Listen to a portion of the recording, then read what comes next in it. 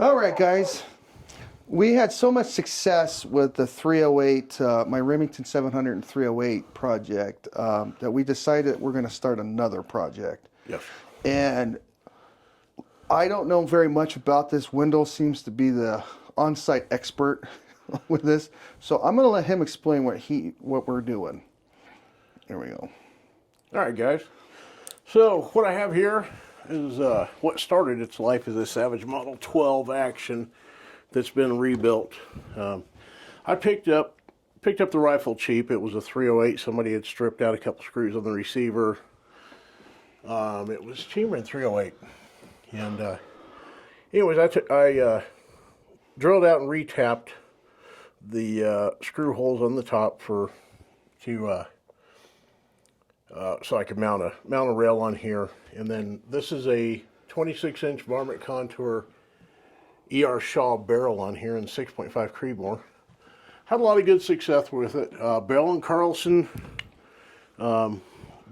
stock. Right now we've got the 5 to 25 Vortex Venom on there. We're going to be changing this out too, but we're going to rebarrel this to 25 Creedmoor. So we're going to be taking this out of the action, taking the barrel off, putting a new barrel on, head spacing it, and here in about 45 minutes this will be a 25 Creedmoor instead of a 6.5 Creedmoor. Really excited about the Creedmoor since Hornady announced it, that they had officially made it a standardized cartridge at SHOT Show in January. Looks like a lot of the manufacturers are getting on board with this. Hornady's got brass for it. Hornady's got dies. Not just Hornady, but also Nosler. I picked up 100 pieces of Nosler brass. Not that I'm a fan of Nosler brass, but it was available. So we're going to start off with some Nosler brass, see how it goes. So anyways, earlier this week, we ordered a new barrel in 25 Creedmoor from Northland Shooter Supply. This is a Shylin Stainless Match Select 1-7 twist, ratchet rifled. I don't know if you guys can see that or not, but it is marked on here 25 Creed, 7 right hand twist, stainless, the ST, and then S for select. It's the varmint contour. I went ahead and ordered the Northland Shooter Supply, or their what they call their trued up squared nut. I also ordered their precision ground recoil lug. So we're going to put this all together. I don't know that I'm going to be threading this yet for break. I think I'm just going to shoot it like it is. I like the target style crown on a barrel. So, but anyway, so let me break this thing down and remove it from the stock.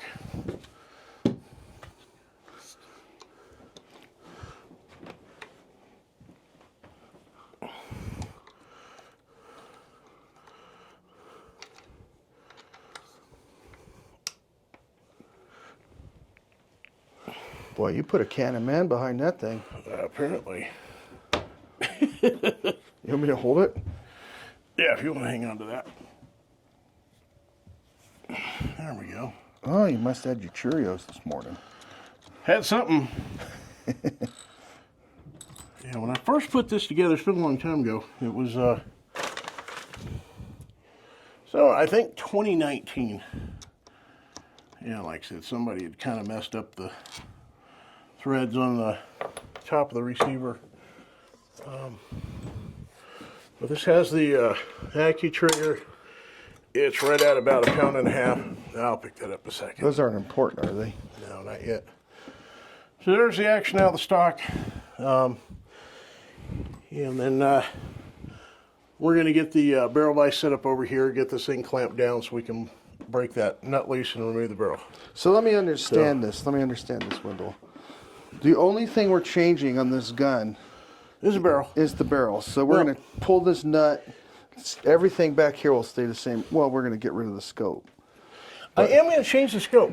I recently picked up the Bushnell. This is the 2nd generation Bushnell Match Pro. Still sealed in the box. We'll kind of do a little unboxing of that later. We're going to put this on there to try it. I have the first generation of this, of the Bushnell Match Pro, on a 6.5 PRC, and it just shoots phenomenally well. So this one, it was a good price, and it was on sale. So we decided it was time to try it. All right, cool. Well, let's get the cameras all set up and we'll do the breakdown. Yep. All right. Sounds good. Here we go. All right, guys. So mounted the barrel. Well, first we scalped it. I took the scope off, had to take the scope base off. I've got the barrel wrench on the nut. See, just slide it on. We will be using this later with the 1/2-inch torque wrench when we torque down the new barrel. But right now, really this is all the harder it is to rebarrel the Savage.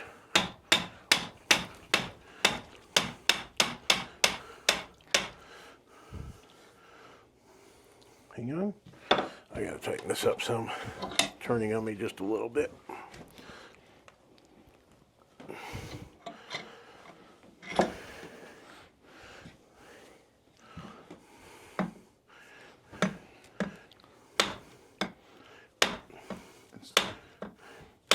It's still turning.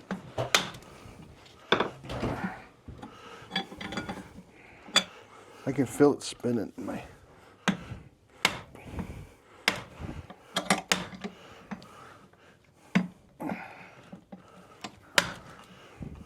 All right. Well, let's do this. Let me get a wrench and we'll retighten this thing and we will straighten it back up. Let me start over. Yeah, it's fine. Okay. I'm gonna grab a big wrench we can put on there and tighten that just a little bit. Stand by.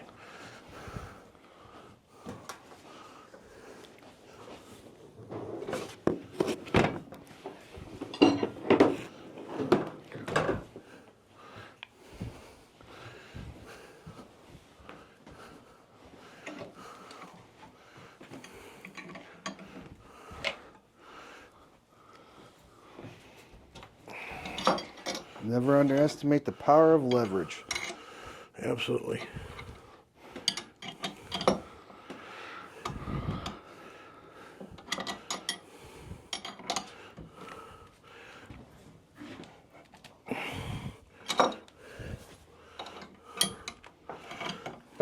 I do have a much bigger vise inside on a workbench, but yeah, this ought to do it.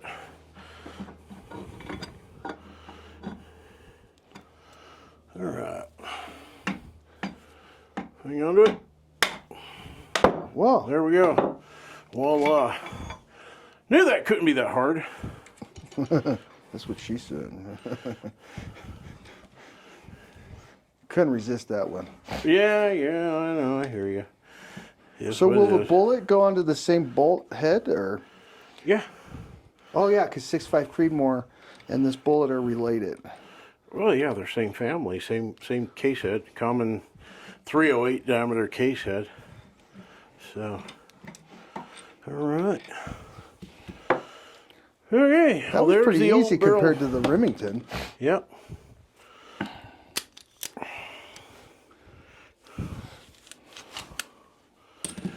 And there you have a Savage action with a Hacky trigger. Pretty cool. All right.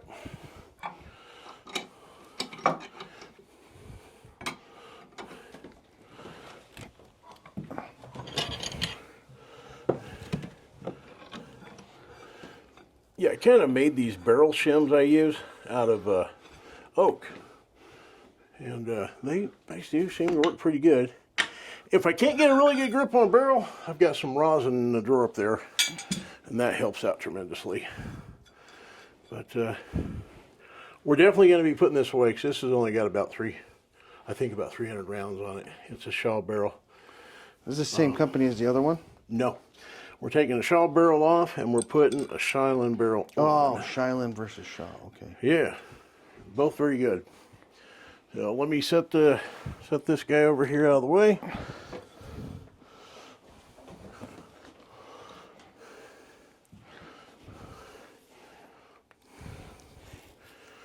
All right. Set put this on there.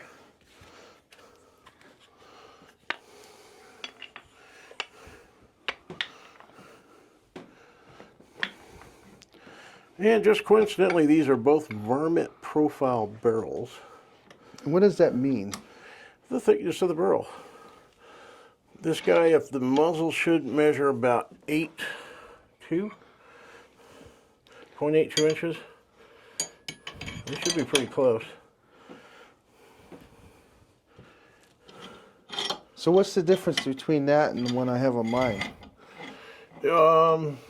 Not a whole lot, except yours is a mass-produced commercial barrel. I mean, as far as profile. It's about the same. I imagine the profile on your 308 would be what Remington calls their Sendero profile, which is going to be very close to being the same thing. All right. Now, how do you do the head spacing? We're going to do that with a headspace gauge. Oh, almost messed up, almost messed up.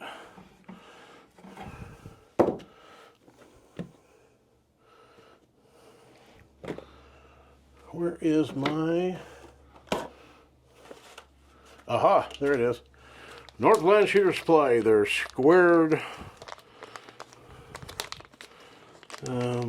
recoil lug. So, it's supposed to be squared up, supposed to be more accurate than the Savage. I mean, we'll have to see. All right.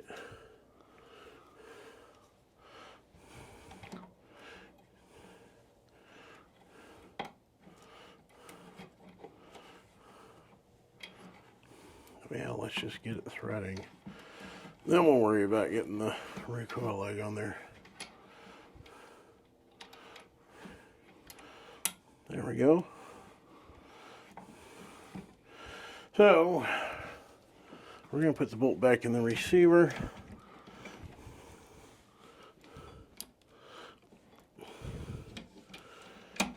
Alright, so going through my go, no-go gauges. Okay, interesting. So that's a 308 family gauge, 30-06 family gauge, something else, 30-06 family, 30-06 family, okay. So for this guy, I do not remember where I picked these up, but these are climbers. Climber, CLYMER. We're going to start with the 6.5 go gauge.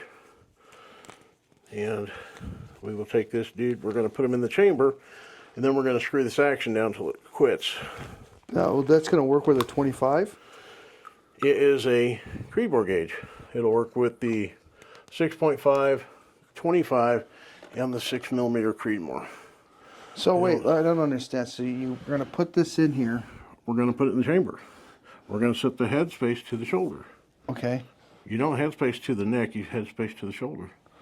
Okay, so the commonality between all the different guns is that, oh, basically like a bullet with just the headspace. It's just a... Okay, I'm just... Sorry. I've never seen this done before, so... Well, not in person. I saw it done on YouTube. I saw it once on YouTube. Oh, wait. We're going to see it, be able to see it again on YouTube here. Yeah. All right. Have to recoil lug in there.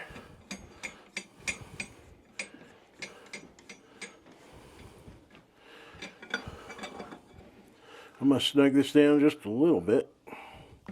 Yep, I didn't want the action to move, and the action moved. All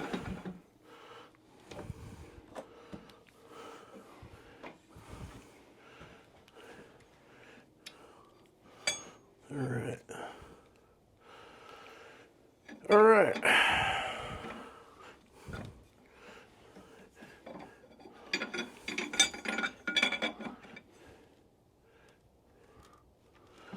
All right, that's probably about 10, 15 pounds.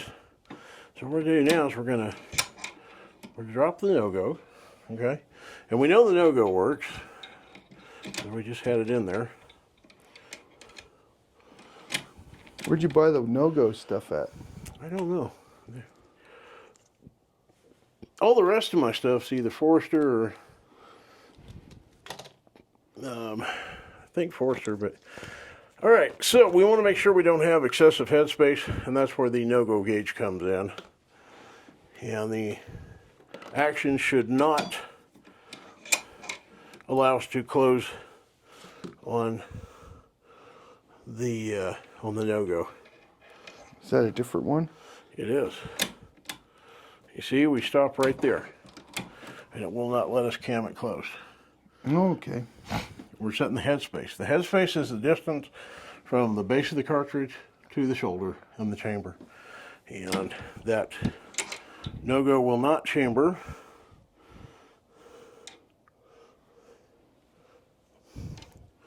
Heck, we'll just do it again for S and Gs. And no, will not go. And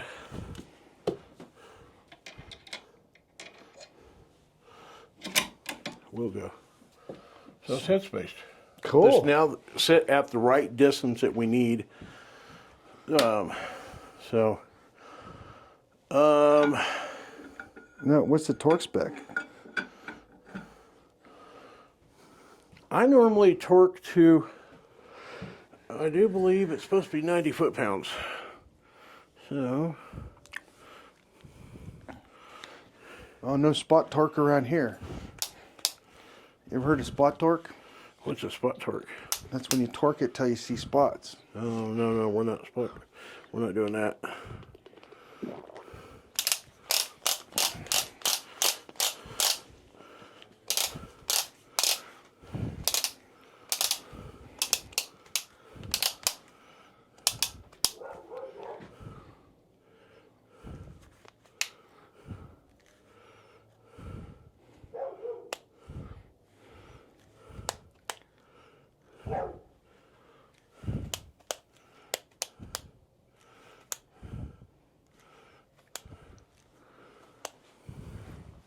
All right.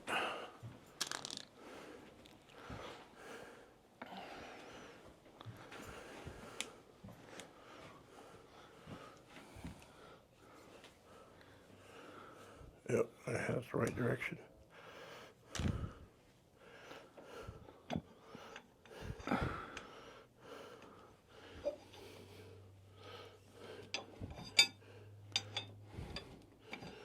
Hang on, let me get that.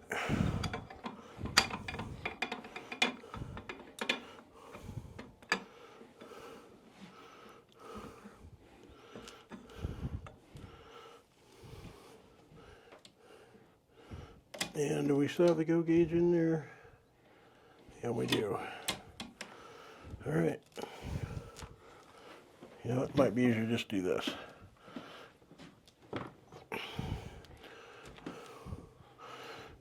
No.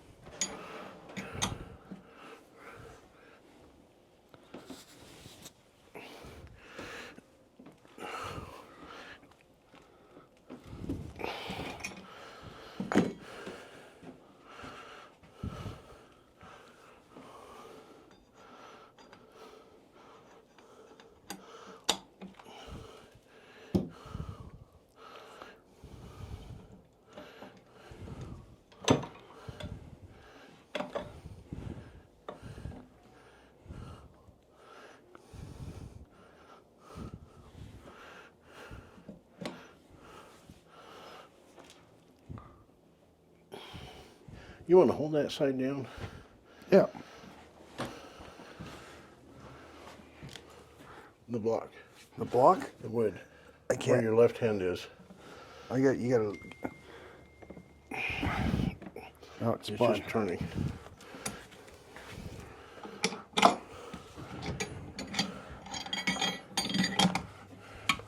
Hey, get closer to the there. Here, I'll let you do it then.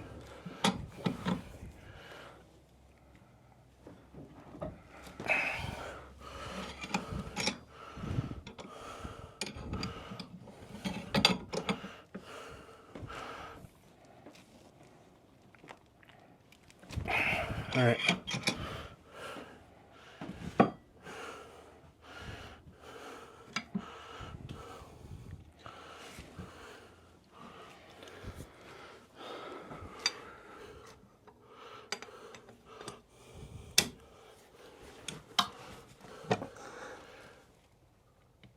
Oh. Nah.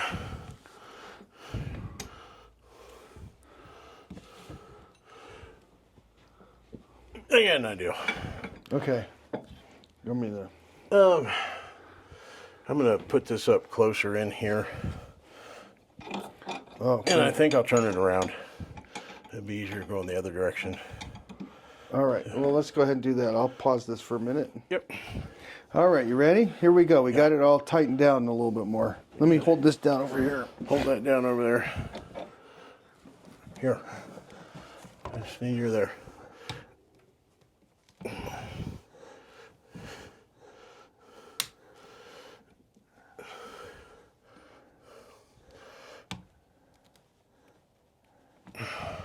There you go. All right, guys. That thing fought you like There you go. Anyways. a pig going to slaughter, man. Yep. Now let's just recheck our, hang on. I want to recheck headspace. There's our go gauge. Okay. I don't know if you can read that or not, but that is the 6.5 go. Okay.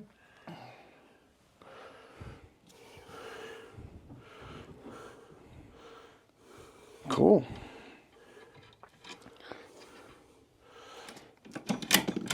And no-go is a no-go. It will not go. No-go will not go. If it's a go, then you should go. And the go goes. So, I think we're good. Let me get this out of the vise, and we will start reassembling it. All right. So, yep. All right. Okay. All right, guys. And we're getting ready to put the action back in the stock and put this back together. So, I've got the internal box magazine sitting in here. Oh, you've jumped this. You put your. Never mind. I'll shut up. All right.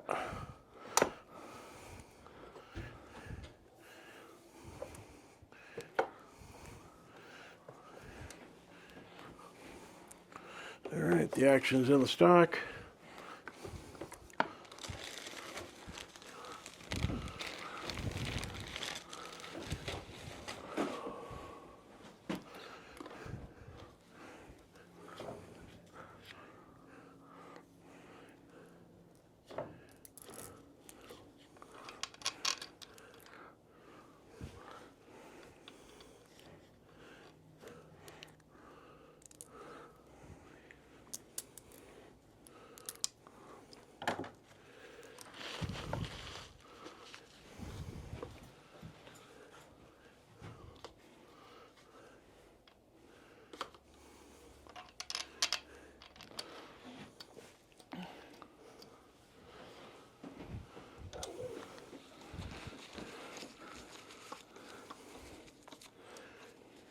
Well, yep. Helps if you use the right screw in the right hole. At least I'll put the long one in the short hole. Yeah. Oh, much better. There we go. All right. Not torquing it down, just getting them started, getting them snugged up.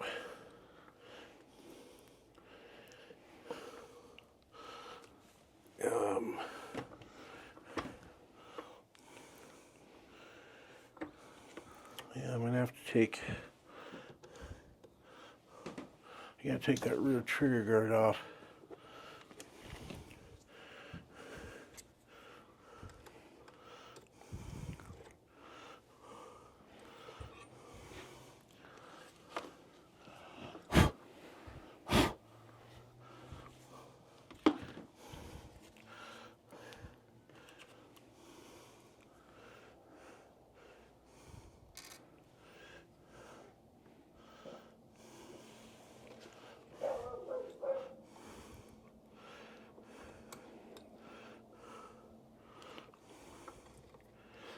Does that particular stock need those spacers in there? It does, to bring the trigger guard up flush with the hand guard, or with the bottom of the stock. Is that a typical thing, or is that just like a quirk of this? It's just a quirk of the. It's a Bell and Carlson. So. All right, now we have the torque wrench set at 65 inch-pounds. I like to usually start with the front and then do the back. All right.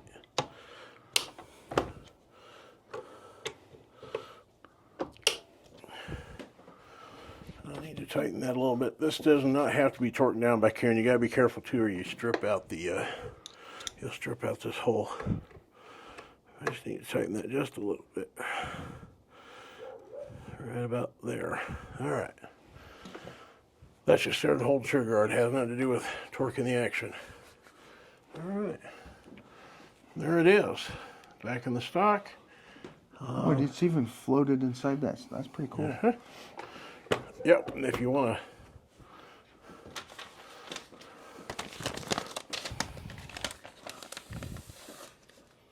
All the way to the back. Ooh. Oh. Ooh. Ah. That makes it more accurate when it's like that, right? Yeah. Well, yeah, you don't want any pressure points pushing on that barrel. That stock doesn't flex at all. No, it does not. It has aluminum bedding chassis in there. All right, we're going to put the scope base back on it.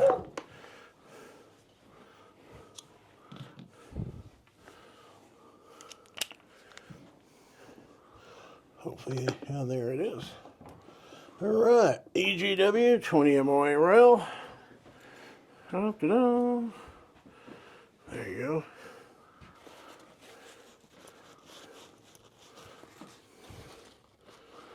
And these screws already have a little bit of blue Loctite on them. In fact, you can still see some of it. So I'm just going to put it back on like it was. And I will torque this to, I always do 20 inch-pounds.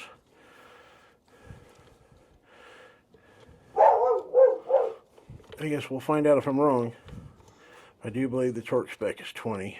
That's what it was on that Lapua base. So the Leopold base? Oh, I mean, Leopold. My bad.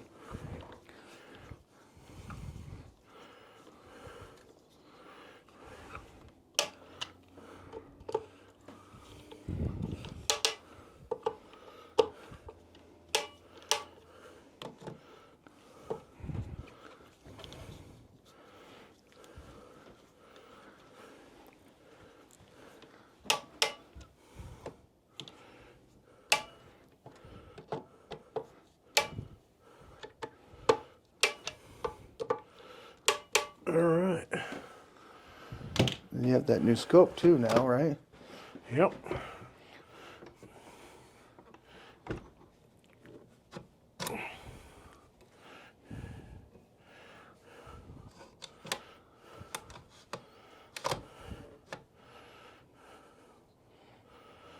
Something's tight in here. Is it not wanting to come all the way back? Yeah. I think we got an action screw that maybe.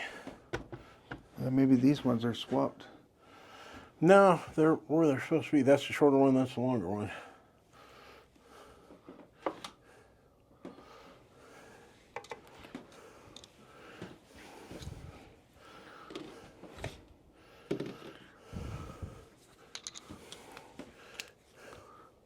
I wonder if there needs to be a spacer in there and I missed it.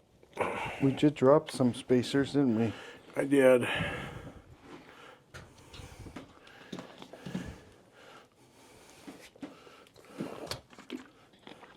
No, that's not it.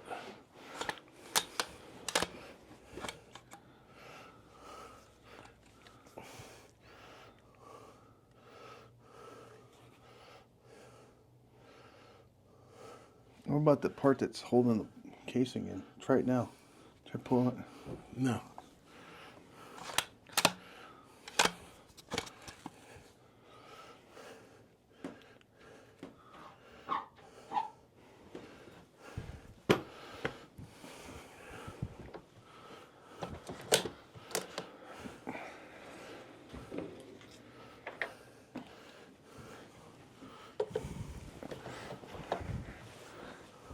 Is it the screws on the top?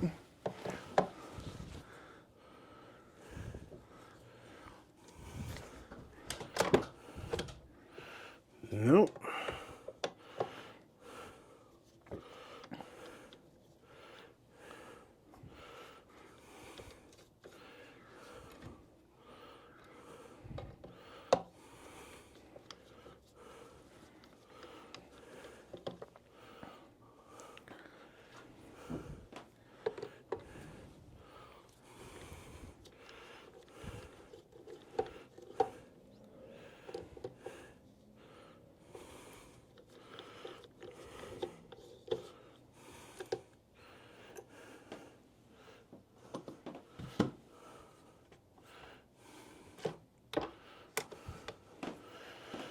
All right, we're gonna take it back out of the stock.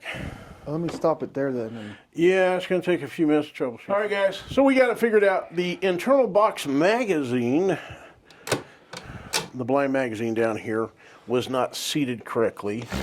There's a little metal tab that hooks into it, the back of the action, and there's some play in there, so it kind of, it's a little tricky getting that seated correctly in there, but it is now seated correctly, and we are good to go. So, been wanting to try this one for a while. Got a good deal on it. Bushnell Match Pro ED, 530 by 56. This thing's got a lot of internal travel on it, especially with it going on a 20 MOA base. It is still sealed. I've been waiting to unbox it till we could put it on camera. Oh, Cody with the blade. Thank you, sir. So, Ooh. Oh. they don't put an owner's manual or a whatever you want to call it in these things. They give you this handy little card. And congratulations on your Match Pro ED. Well, there is a little bit of an instruction manual. I know when I bought the other one, it had a big deal about you had to go online to get the directions. Easy, zero stop and rev indicator. So this has a zero stop. It is Milrad? Milrad, illuminated. Let's see if we can get a picture of that reticle. I wonder if that's in here somewhere. Oh, it's 2 pages. Setting the diopter. Comes with a little tool for removing the cap.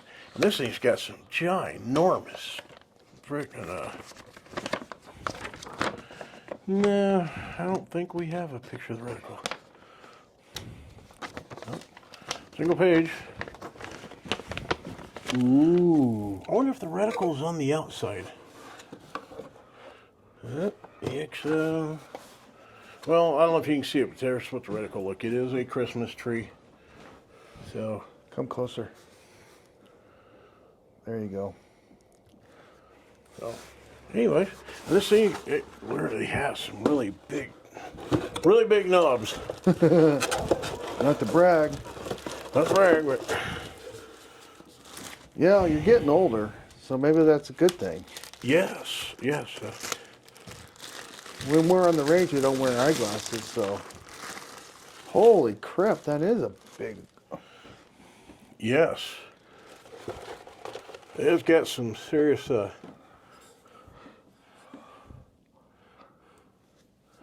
open and remove battery isolator before use. That's nice. One of the things I thought was pretty cool about it, it has a rev indicator. Okay? Now you see how it's kind of down flush with the red? Yeah? When you go, oh yeah, you got to pull these up. Unlock. Ooh.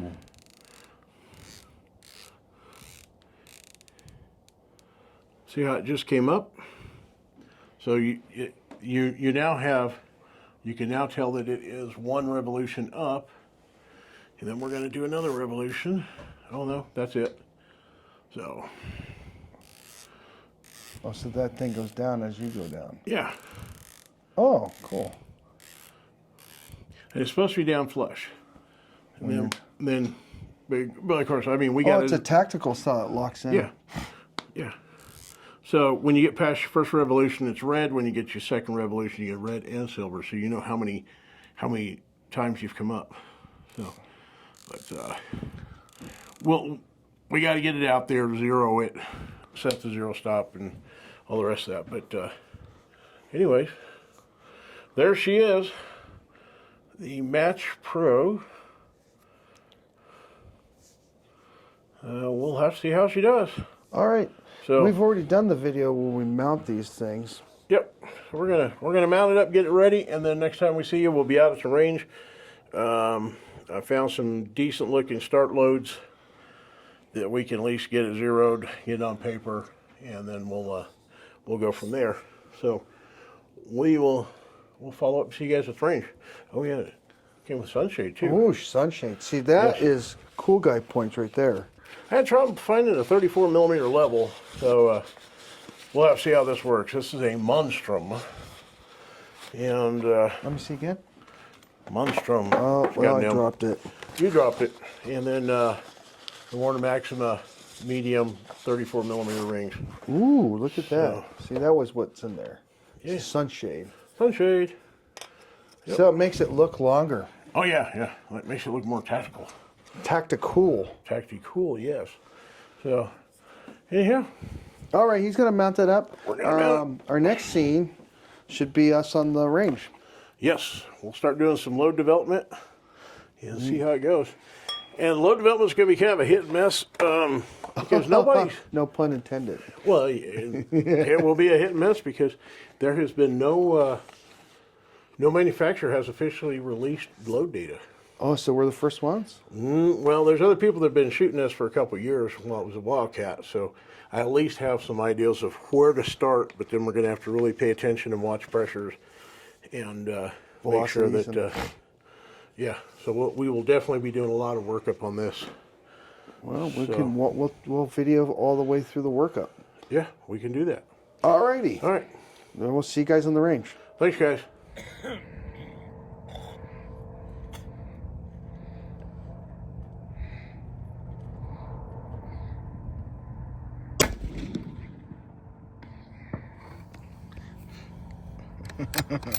All right, guys, another range day.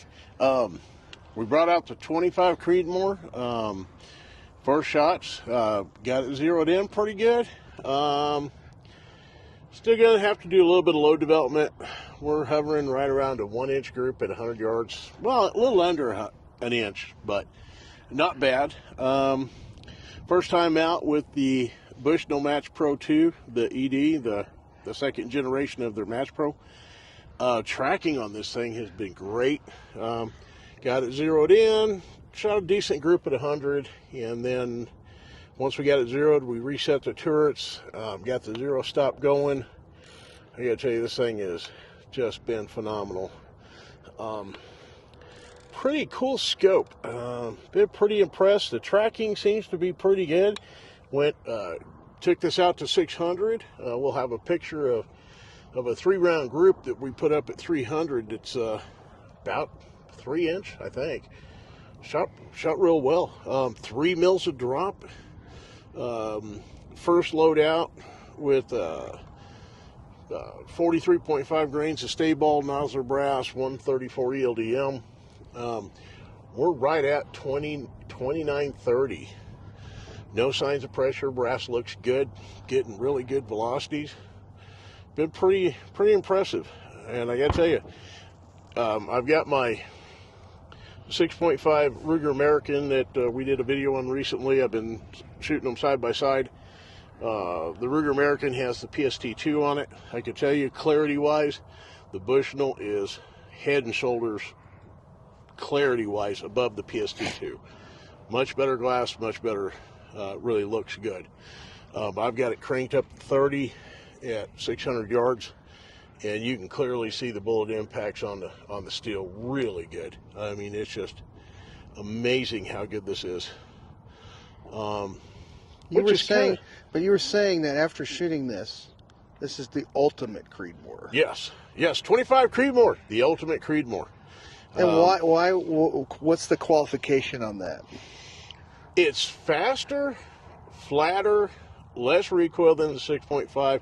It actually carries more energy down range than the 6.5 does. With the velocities at 2930, we're actually about 100 foot-pounds of energy more at 600 yards than the 6.5 is. kind of a just amazing. It really does. Shoots really good. This match select Shylon barrel has done really good. Well, what impressed me just is how fast you were able to get it in, because you put what 5 targets down there. It just when you were dialing the scope in on the silhouette board, and then you were able to just recorrect real quick, and then you started shooting. And then you shot like 5 rounds on the tarp paper, corrected again on the smaller target. Yeah. And then you corrected again, and all of a sudden I'm over here shooting the 308, and I hear all of a sudden bing bing, they're hitting the steel. Yeah, it took 5 rounds to get it pretty close. The next five actually shot about a 1-inch group. Made one more adjustment, and then we shot a 5-round group that's under an inch. And then I just went to the Hornady's ballistic app. It showed 3 mils a drop, and since I dialed it 3 mils. First round hit on the steel. Pretty impressive. So shooting really good. So it's 3 mils at 600 yards versus what was the 6.5? 3.6. Man, that's pretty cool. It's flatter and it's faster. I'm anxious to get out. It's kind of a windy day today. We're about 8-9 miles an hour right now, making it a little bit difficult for trying to shoot good tight groups down here at 100. But I'm not really concerned about tight groups yet. I'll worry about that once we neck size and reload this brass again. Then it'll be a tighter fit in the chamber, and then of course we're going to need to play with seating depths too. I think I seated these at 2.84 inches. They chamber up just fine. I have not measured yet to figure out where the rifling's at in this. This is just kind of, first range day out with the 25. And then we'll do a good thorough cleaning of this when we get home, and then also, all your information is just kind of like an assumption. You said there's nothing on really. Yeah, there's no loading data. You're just kind of working this all out on your own. Yeah, I've pretty much. Well, I mean, Hornady had the ballistics out there, but you're kind of figuring out the powder. It's not a very but none of the manufacturers yet that I've been able to find have actually published any load data on the 25 Creedmoor. Of course, it was just standardized and introduced by Hornady at SHOT Show last month, so still kind of in its infancy from being a Wildcat for the last 2 or 3 years. So be interesting to see where it goes. At some point I may try Hodgkin 4350 in this and see what it does, and then I guess I'm going to have to make my own modified case for being able to find the rifling to see what my cartridge-based ogive is going to be. Hornady doesn't manufacture one yet, so luckily when I bought the nozzler brass, I got a couple extra pieces of brass. I'll probably just use one of those, kind of neck size it up a little bit in a 6.5, see if it'll chamber, and then drill it out and tap it and see what we can do. But been pretty good. Been pretty impressed. It's been a lot of fun. And we'll see where it goes from there. So I think we're done for today, though. We've gotten how many rounds you put through this? I've got about 10 more, and I'm going to call it a day. And then we'll show you guys the sighting in target. We'll show that when we wrap it all up. Yeah, we'll get some pictures and we'll go down there. So, all right, cool. All right, thanks, you guys. All righty, guys, we're out here. All right, 25 Creedmoor. So this was sighting in. We used a silhouette board. First shot was down here, kind of low left. At least got me on paper. I adjusted. 4 more shots here. Not the greatest, but not bad. So still pretty close.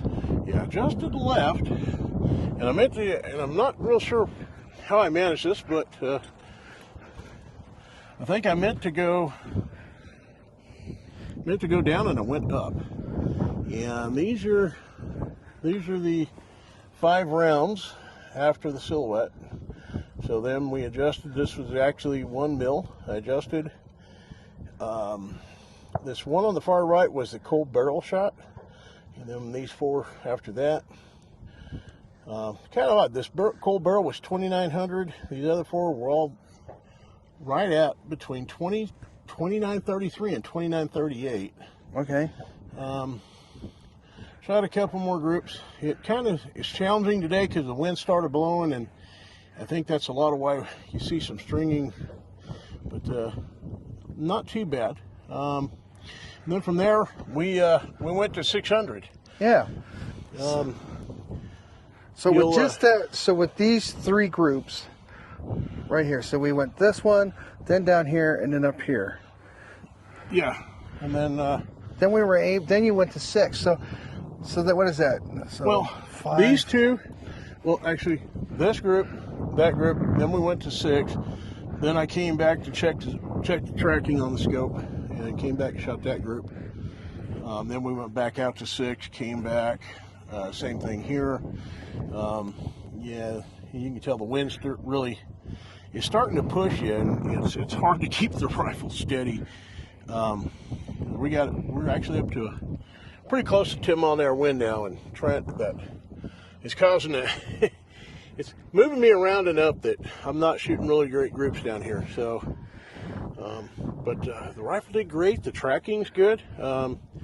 Real happy with the velocities, and not too bad.